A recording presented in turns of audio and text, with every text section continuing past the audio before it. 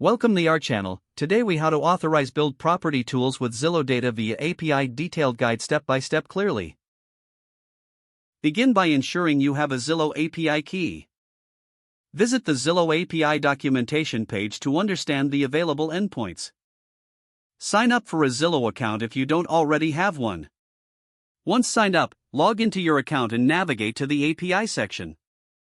Request an API key by filling out the necessary forms provided on the site. Wait for Zillow to review your request and send you the API key via email. Once you receive your API key, store it securely for later use. Next, review the API documentation to identify the specific endpoints you'll need for build property tools. Common endpoints include property details, property comparables, and neighborhood data. In your development environment, create a new project or use an existing one where you'll integrate the Zillow API. Install any necessary libraries for making HTTP requests, such as Axios or Fetch.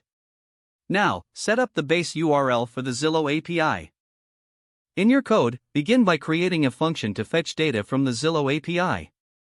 Pass in the necessary parameters, including the API key and any specific property identifiers. Ensure that your function handles errors gracefully, checking for issues such as invalid API keys or unavailable data. Once your data fetching function is set up, call it with test parameters to verify it functions correctly. Examine the returned data structure to understand how to parse and utilize the information Now, integrate the fetched data into your build property tools. Consider how you will display this information to your users, whether through charts, tables, or map. Test your implementation thoroughly with various properties to ensure reliability.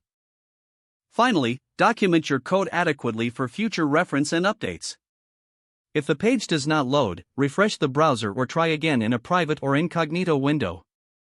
Make sure you are using the correct email address, then retype it carefully to avoid small typos. If your password is not accepted, use the reset option and create a new strong password you can remember. Check your spam folder for verification or security emails, then complete any requested confirmation steps. Enable two-factor authentication if available to improve account security and reduce unauthorized access risk. After signing in, review your profile details so your contact information and settings are accurate and current. If you see an error message, note it down and try again after restarting your device and internet connection. Don't forget to like this video and subscribe to our channel for more step-by-step tech guides.